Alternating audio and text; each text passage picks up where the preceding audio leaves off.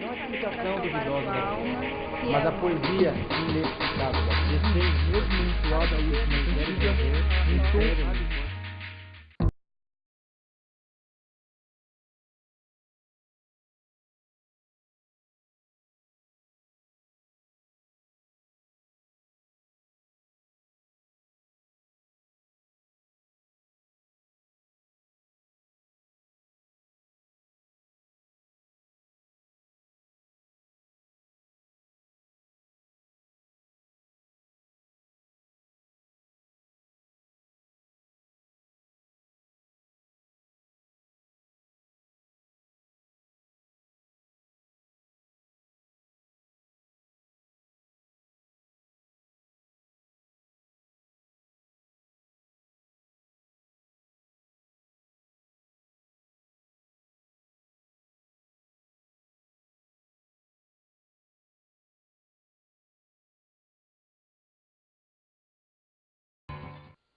Olá, pessoas!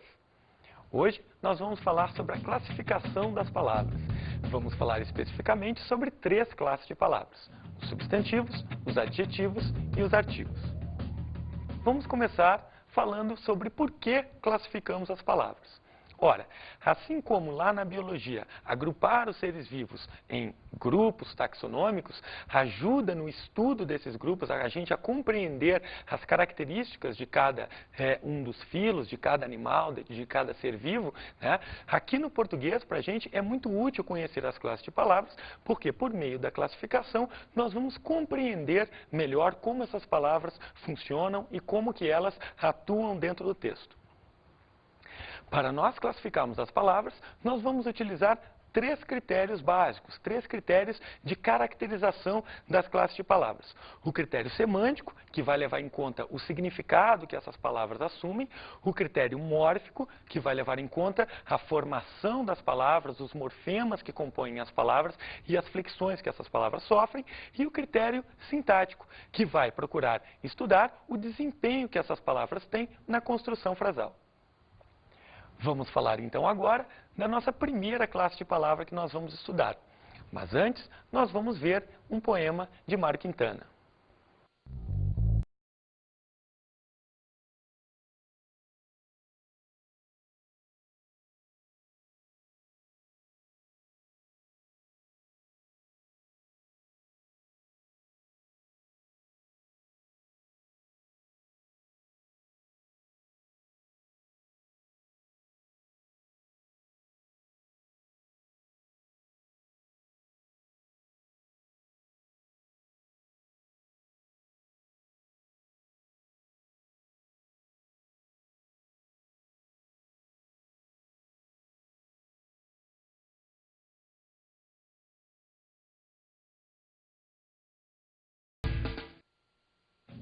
Substantivo. O que seria um substantivo? Olha, para nós podermos falar dos substantivos, nós vamos então dar 3 caracterizações para essa classe de palavras. Vamos começar falando do critério semântico, que vai nos ajudar a compreender então o que é um substantivo. Vamos ver. Semanticamente, um substantivo é uma palavra que vai nomear, que vai dar nome às coisas, aos seres, aos sentimentos, aos objetos, às qualidades tomadas como seres. Nomes, portanto, são substantivos. Toda vez que nós nomeamos alguma coisa, por exemplo, quadro, cadeira, né, pessoa, gente, coisa, objeto, mesa, né, toda vez que a gente nomeia alguma coisa, a gente está falando de substantivos. Vamos ver alguns exemplos aí que vão aparecer no nosso vídeo. Menino, rua, chegada, amor, beleza, virtude. Então, quer dizer, nós temos esses substantivos: menino, né, que nomeia um ser humano; nós temos rua, que nomeia um lugar; nós temos chegada, que nomeia uma ação; amor, denomina um sentimento, né, beleza, uma qualidade; virtude também. Vamos ver agora o critério mórfico, morfologicamente falando, né, morficamente falando. Como é que a gente caracteriza um substantivo? O substantivo, ele é um morfema lexical, ou seja, ele tem uma significação externa à língua, né? Ele se refere a elementos do mundo extralinguístico.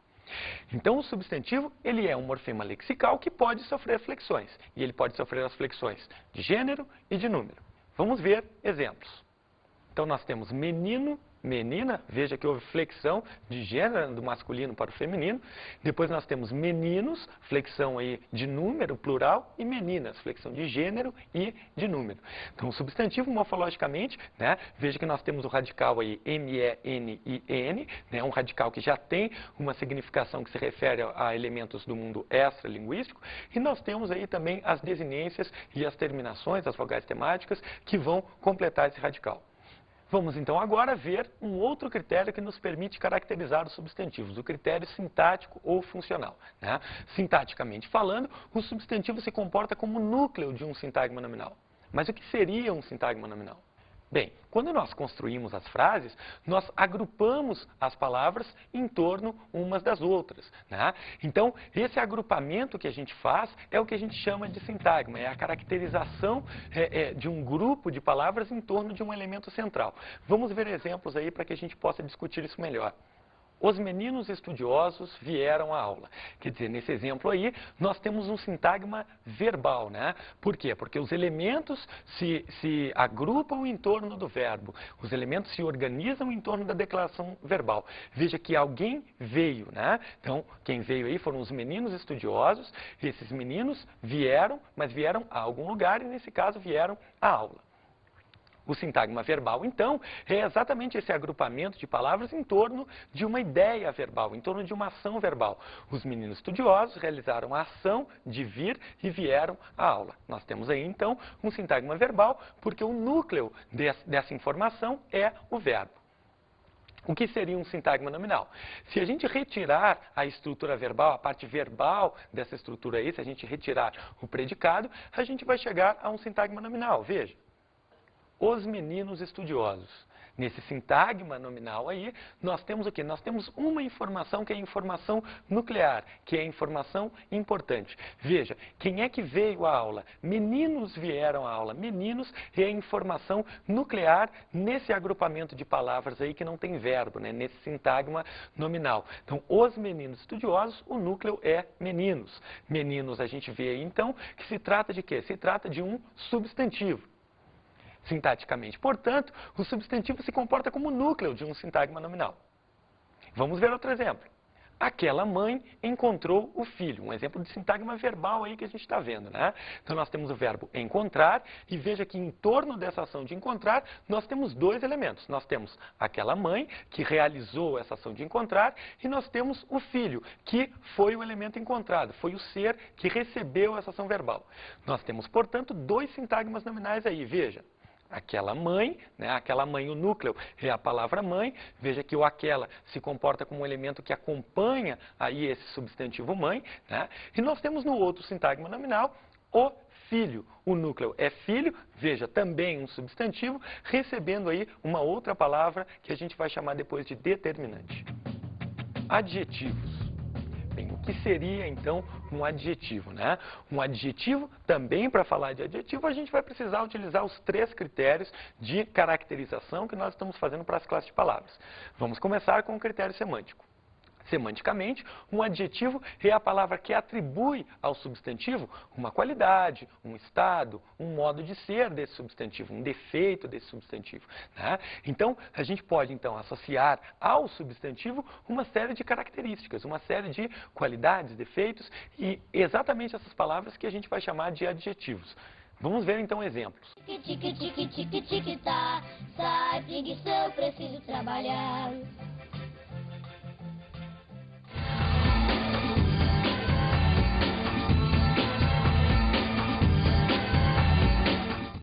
Então, nós vimos aí, né? Nós vimos inicialmente o substantivo homem. Aí, de repente, o substantivo homem recebeu um adjetivo, o adjetivo preguiçoso. Esse adjetivo está dando uma qualidade, né? Um defeito, um modo de ser daquele substantivo. Então, é uma palavra que está modificando o sentido inicial que a gente tinha do substantivo. Em seguida, nós vimos homem nervoso. Nervoso também um adjetivo porque qualifica, porque caracteriza o substantivo homem.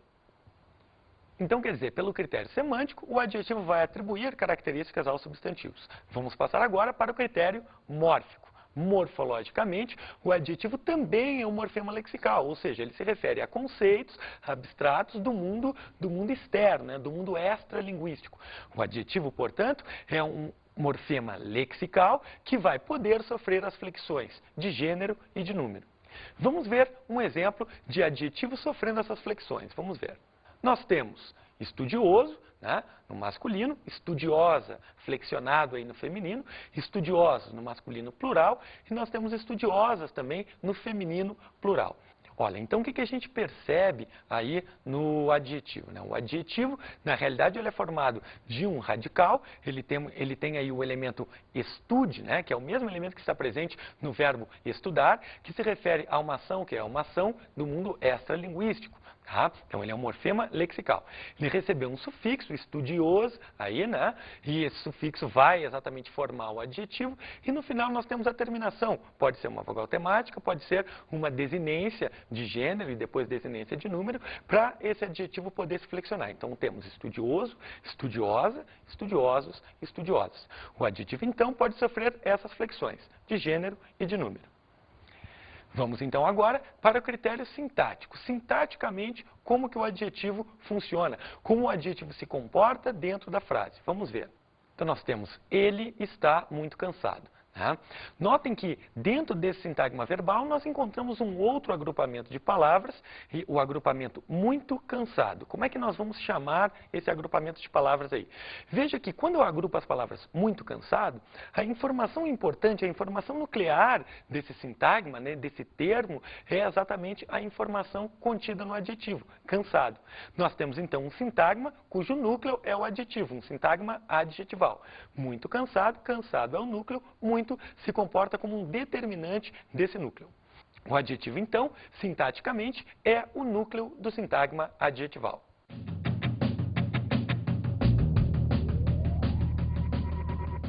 A diferença entre o adjetivo e o substantivo é uma diferença funcional, ou seja, nem sempre a gente vai poder dizer isoladamente que uma palavra é um adjetivo ou que ela é um substantivo, porque dentro do contexto frasal ela pode ocupar ora o núcleo de um sintagma nominal, ora o núcleo de um sintagma adjetival. Vamos ver os exemplos que a gente tem. A rosa estava murcha, né? Aí nós temos o sintagma verbal, veja que a gente tem o verbo estar aí, e dele a gente extrai um sintagma nominal, o sintagma nominal, a rosa. Veja que rosa aí se refere exatamente a um ser, né? Se refere a uma flor. Portanto, se está nomeando um ser e se está ocupando essa função de núcleo nesse sintagma nominal, a palavra rosa é o quê? Ela é um substantivo. Agora, se a gente vê um outro exemplo, o que a gente percebe? A gente percebe que a palavra rosa pode, sim, qualificar normalmente um substantivo. Veja, comprou um caderno rosa. Veja que a ação de comprar aí caracteriza, então, esse sintagma verbal. E nós temos também um agrupamento de palavras em torno de um substantivo. Nós temos um caderno rosa. Esse sintagma nominal, o núcleo desse sintagma nominal é exatamente a palavra caderno. Caderno vai se comportar como substantivo. Veja que o caderno recebe uma característica, recebe, né, uma caracterização feita pelo adjetivo rosa. Então, a palavra rosa, nesse caso aí, está se comportando realmente como um adjetivo, porque atribui uma característica, atribui uma qualidade ao substantivo. Então vamos agora ver um outro exemplo. Era um homem infiel. Veja que nós temos o verbo ser. Então nós temos aí, né, nesse exemplo, o verbo ser está caracterizando um sintagma verbal, mas nós temos dentro desse sintagma verbal um sintagma nominal. Um homem infiel. Veja que nesse sintagma nominal, a palavra importante é a palavra homem, né? E as outras duas vão o quê? As outras duas vão girar em torno desse elemento central, que é o substantivo homem. A palavra infiel, nesse caso, então, ela caracteriza esse homem, caracteriza esse substantivo e, portanto, se comporta como adjetivo. Agora, se a gente pega um outro exemplo, essa mesma palavra infiel pode se comportar, sim, não como um adjetivo. Veja. O infiel entrou na sala. A ação verbal aí é a ação de entrar, né? Então nós temos um sintagma verbal. Agora nós temos aí, antes desse sintagma verbal, um agrupamento de palavras em torno de uma palavra central, que é a palavra infiel. Então, nesse caso, a palavra infiel vai se comportar como substantivo, porque está ocupando essa função nuclear no sintagma nominal, né? O artigo que aparece aí, a palavra o, que aparece é exatamente um determinante desse núcleo do sintagma nominal. Nesse exemplo que a gente acabou de comentar, eu falei em artigo, né? O infiel. Agora, o que vem a ser exatamente o artigo? Para podermos caracterizar, então, o artigo, nós vamos utilizar os nossos 3 critérios, né? O critério semântico, o critério mórfico e o critério sintático. Começaremos com o critério semântico. Semanticamente, o que é o artigo? O artigo é a palavra que determina o gênero e o número do substantivo. Por exemplo, você já viu aquelas palavras, né, que geralmente as pessoas ficam se perguntando se é masculina, se é feminina? Vamos ver alguns exemplos. O artigo ele vai nos ajudar a perceber exatamente se esse substantivo é um substantivo masculino ou feminino. Vamos ver aí. Nós temos o champanhe, né? Quer dizer, então, que a palavra champanhe é uma palavra masculina, tá? Tá aí o artigo o, né, sendo empregado antes do substantivo para poder determinar esse gênero para essa palavra. Um outro exemplo. A sentinela, né? Então, a palavra sentinela, mesmo quando se refere a um soldado, mesmo quando se refere a um homem, a palavra sentinela é uma palavra feminina, porque é determinada pelo artigo aí feminino. Então, outro exemplo. Um soprano. A palavra soprano se refere ao quê? À voz mais alta, à voz mais aguda feminina, né? Então, exatamente por isso, muitas vezes se confunde o gênero dessa palavra. A palavra soprano é uma palavra masculina. Um soprano. Outro exemplo. Uma personagem. A palavra personagem é uma palavra bastante empregada quando a gente vai falar em narrativa. Ela é uma palavra feminina, aí, uma personagem. Só que quando a gente diz uma personagem, não estamos necessariamente nos referindo a uma personagem feminina. Pode ser uma personagem masculina sem problema. Então, o artigo é exatamente essa palavra que vai nos dizer, que vai determinar para nós o gênero e o número do substantivo. O substantivo pode estar ou no singular ou no plural, e o artigo vai ter que se flexionar de acordo com essa intenção que a gente tem ao usar o substantivo, no singular ou no plural. Vamos agora passar para o critério mórfico. Morfologicamente, o que o artigo é? O artigo é um morfema gramatical, ou seja, ele não tem significação no mundo extralinguístico. Ele é uma palavra realmente que se refere, que existe, né, dentro da língua. Essa palavra, então, esse artigo, né, ele pode sofrer flexões também. Nós temos o, a, os, as, masculino, feminino, masculino singular, masculino plural, feminino singular, feminino plural, né? Nós temos também um, uma, uns, umas. Palavra aí também está se flexionando em gênero e em número. Vamos ver então o critério que está faltando, né? O critério sintático ou funcional. Na construção da frase, como que o artigo vai se comportar? Ou seja, como que o artigo se comporta funcionalmente, sintaticamente? O artigo, ele é um determinante do substantivo. O que isso quer dizer? Quer dizer que o artigo ele não vai aparecer nunca se não houver um substantivo para ele determinar. O artigo existe em função do substantivo. Não ocorre artigo sem substantivo. Por exemplo, o homem encontrou uma professora, né? Aí nós temos, então, um sintagma verbal. Veja que a gente tem, né, o verbo encontrar e em torno desse verbo os demais elementos se ligam. Nós temos um elemento aí que vai indicar quem encontrou e um elemento que indica o que é que foi encontrado. Bem, só que quando a gente fala então do artigo, né, vamos passar então para o estudo do sintagma nominal que aparece aí. O primeiro sintagma nominal que aparece. O primeiro que aparece aí é o sintagma nominal o homem, né? Nesse sintagma nominal nós temos o núcleo. O núcleo é o substantivo homem. O é o artigo, é o determinante desse substantivo. Então o que o substantivo é do artigo? O substantivo é o termo determinado pelo artigo. Né? É o termo principal, é o termo nuclear. O artigo é o termo subordinado, é o termo dependente, é o termo determinante. Vamos então agora ver o outro sintagma nominal que aparece nessa mesma frase. Nós temos o sintagma nominal uma professora. O núcleo aí é o substantivo professora, né, que se comporta, inclusive aí, como o termo determinado pelo artigo. O artigo que aparece é o artigo uma, esse artigo uma é o termo determinante, é o termo subordinado, é o termo dependente do substantivo. Aí você poderia se perguntar, né? Se o artigo tem o papel de determinar o substantivo, determinar gênero e número, por que então que a gente usou ora o artigo o, ora o artigo uma, né? O homem, uma professora, já que ele simplesmente determina o substantivo? Não é bem assim, né? O artigo existem artigos de dois tipos. Nós temos os artigos definidos e nós temos os artigos indefinidos. E eles têm diferenças semânticas de usar um, usar o outro ou mesmo não usar nenhum, né? Então vamos começar a falar então agora de artigos definidos. Os artigos definidos são aqueles que se referem aos substantivos de maneira específica, né? Então, nós temos aí os artigos definidos são o, a, os e as. Nós temos também os artigos indefinidos. Ora, o que são artigos indefinidos? São aqueles que se referem ao substantivo de uma maneira vaga, de uma maneira imprecisa. Os artigos indefinidos são esses: um, uma, uns e umas. Ora, então, vamos ver agora quais são as diferenças que vão ocorrer na frase quando a gente não empregar o artigo, quando a gente empregar o artigo definido e quando a gente empregar o artigo indefinido. Vamos ver então os exemplos. Então, nós temos aí, gostava de hospital.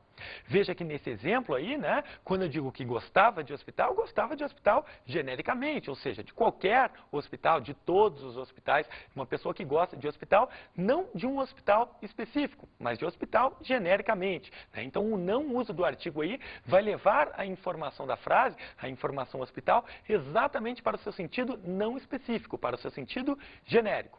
Vamos pegar um outro exemplo. Nós temos gostava de um hospital, né? Nesse caso aí, nós não temos mais, né, aquele mesmo gosto genérico por hospitais. A pessoa aí gostava de quê? Gostava de um hospital qualquer. Não um hospital específico, né? Mas de um hospital qualquer, um hospital que não está preciso, não está determinado, está impreciso, está vaga essa ideia. Vamos passar então agora para um exemplo em que a gente usa o artigo definido. Veja. Temos aí, gostava do hospital, esse do aí sendo de mais o, né? Preposição de mais o artigo masculino o, de mais o, do. Então, gostava do hospital. Veja que, nesse caso, quando a gente utiliza gostava do hospital, tanto falante quanto ouvinte já sabem sobre qual hospital se está falando. Gostava do hospital, daquele hospital sobre o qual nós estamos falando. Daí nós usamos o artigo definido. Então, veja que, não utilizando o artigo, nós temos um sentido genérico. Utilizando o artigo indefinido, nós temos um sentido impreciso, vago. E quando a gente utiliza o artigo definido, nós temos um sentido específico para o substantivo. Então, as diferenças entre não usar o artigo, usar o indefinido e usar o definido estão aí assinaladas. Vamos ver um exemplo disso ocorrendo dentro do contexto textual, ou seja, vamos ver como que num texto o aparecimento de um artigo definido ou de um artigo indefinido pode modificar a ideia que a gente tem a respeito daquele texto. Veja, Luciana sempre reclamava porque saía só com mulheres. Aí nós temos duas opções agora de sequência para esse texto. Como que a gente vai dar continuidade a esse texto? Com a frase que está na letra A ou com a frase que está na letra B? Vamos ler então cada uma das duas. Letra A. Certa vez, um homem a convidou para um baile. Na letra B, certa vez, o homem a convidou para um baile. Então, nós temos aí duas opções. Qual você acha aí que vai completar com mais lógica, com mais coerência esse texto? Vamos voltar então para lá. Veja, quando a gente diz um homem, é um homem genérico. Quando a gente diz o homem, é um homem específico, que tanto o falante quanto o ouvinte sabem qual que é. Nesse contexto que nos apresenta aí, né, nós temos exatamente, há alguma referência a algum homem anterior, ou seja, há referência anterior a algum elemento masculino aí nesse texto? Não. Então, nós queremos um homem novo, uma entidade nova que aparece nesse texto, um elemento novo que aparece nesse texto. Veja então como vai ficar.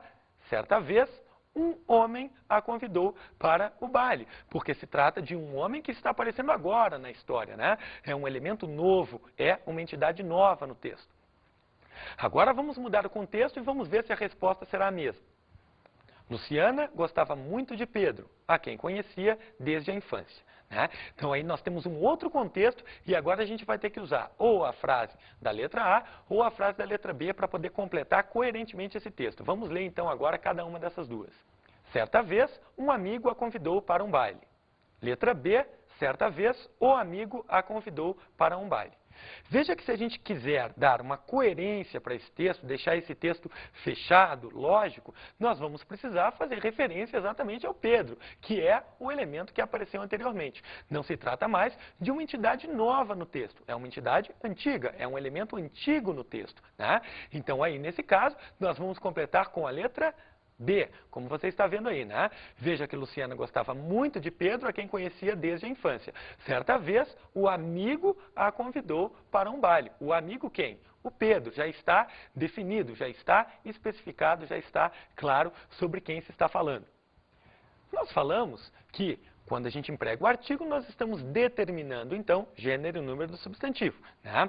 Só que, muitas vezes, o que pode acontecer? Um mesmo substantivo, se a gente puser um artigo diferente, pode ser que esse substantivo mude de sentido. Vamos ver alguns exemplos para a gente ilustrar isso. Temos o capital, a capital. Veja que a presença do artigo masculino ou a presença do artigo feminino vai modificar o sentido, a ideia que a gente tem a respeito desse substantivo. O capital se refere ao dinheiro. A capital vai se referir ao quê? À cidade principal de um país, geralmente, né? Vamos ver outro exemplo. O cabeça, a cabeça. O cabeça é o chefe, é o líder. A cabeça é uma parte do corpo, né? Então veja que mudando o artigo, mudando o gênero do substantivo, o substantivo vai acabar mudando de significado. Vamos ver outro exemplo. Temos o caixa e a caixa, né? O caixa é aquela pessoa que trabalha atendendo num supermercado, por exemplo, né? A caixa é, por exemplo, quando a gente entrega uma caixa de bombom para uma pessoa. Então veja que aí também temos essa modificação no significado do substantivo pela mudança de gênero. E quem está indicando exatamente essa mudança de gênero para a gente, nesse caso, é o artigo. Agora vamos ver um caso em que, exatamente pela ausência desse artigo, exatamente pela ausência de um determinante para o substantivo, a frase acaba se tornando ambígua, ou seja, com uma duplicidade de significação, uma duplicidade de sentido, né? Vamos ver esse exemplo. Aquele país tem capital para sediar as Olimpíadas. Quer dizer, essa frase está ambígua exatamente pela questão do gênero do substantivo. Capital está sendo tomado no gênero masculino, né? Se for nesse caso, o que a gente tem? A gente tem a palavra capital se referindo a dinheiro. Então, aquele país teria dinheiro para sediar, então, as Olimpíadas, né? E se a gente tiver, aquele país tem capital, capital feminino, no caso, né? Se for capital, a capital, a gente tem aquele país tem a cidade principal para poder sediar as Olimpíadas. Então, é um caso em que a não ocorrência de um determinante para o substantivo vai gerar uma duplicidade de leitura para a frase.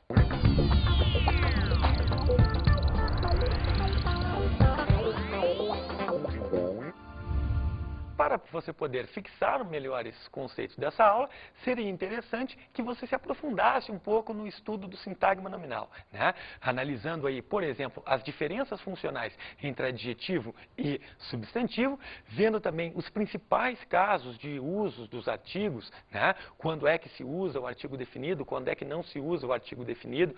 É bom se aprofundar nessa questão da sintaxe do artigo para que você possa também melhorar a sua construção textual. É isso aí, até a próxima aula. Tchau!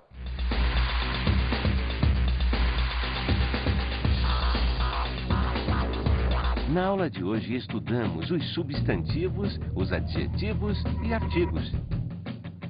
O sintagma nominal se compõe no seu núcleo pelo substantivo e pode receber, né, esse núcleo, esse substantivo, pode receber determinantes, como os artigos, e modificadores, como os adjetivos. Não a explicação duvidosa da ciência, mas a poesia inexplicável da ciência, mesmo entoada a última em